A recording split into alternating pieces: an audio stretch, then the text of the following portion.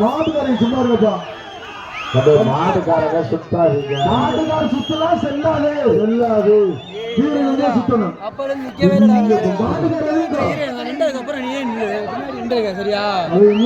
கேட்க மாட்டாங்க. மாடு வெட்டி விட்டுருது.